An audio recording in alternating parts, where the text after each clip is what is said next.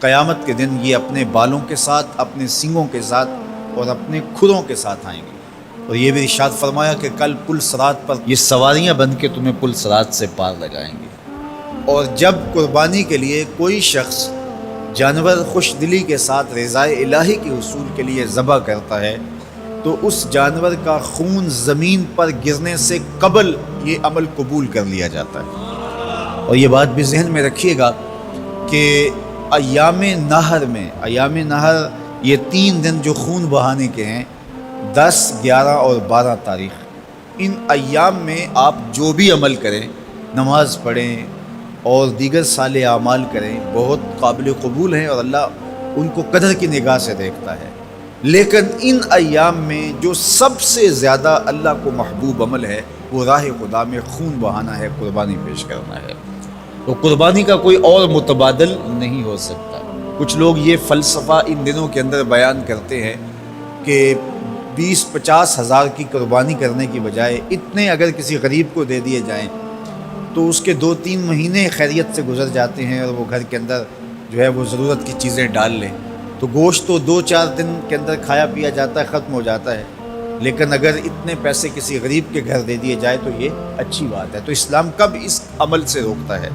غریب کی مدد کیجیے، صرف عید کے دن ہی نہیں، مینڈے کی جگہ ہی نہیں، بلکہ اسلام تو راہ خدا میں جانور ذبح کر کے اسی جذبے کو بیدار کرنا چاہتا ہے کہ تمہیں گوشت کی ضرورت بھی نہیں تھی پھر بھی تم نے ذبح کر دیا، تو جہاں ضرورت ہوگی اور تمہاری ہمسائیگی میں، تمہارے اطراف میں جب کوئی غریب ہوگا تو پھر تم اس کے لیے ذبح کیوں نہیں کرو گے؟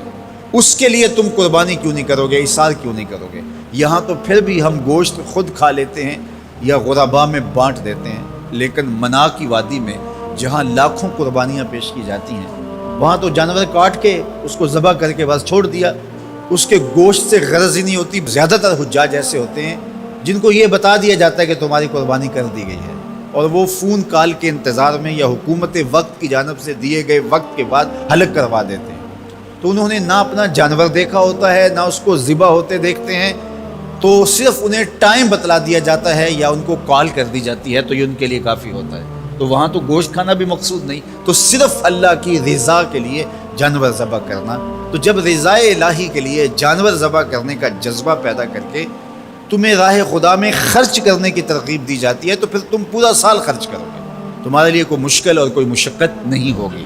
لیکن اگر تم جو ہے وہ اس جذبہ خیر سے نور حاصل نہیں کرو گے تو پھر تمہیں یہ دولت نصیب نہیں ہوگی۔ تو سب سے افضل عمل ان 3 ایام کے اندر جو بتایا گیا وہ یہی ہے کہ راہ خدا کے اندر خون بہانا ہے۔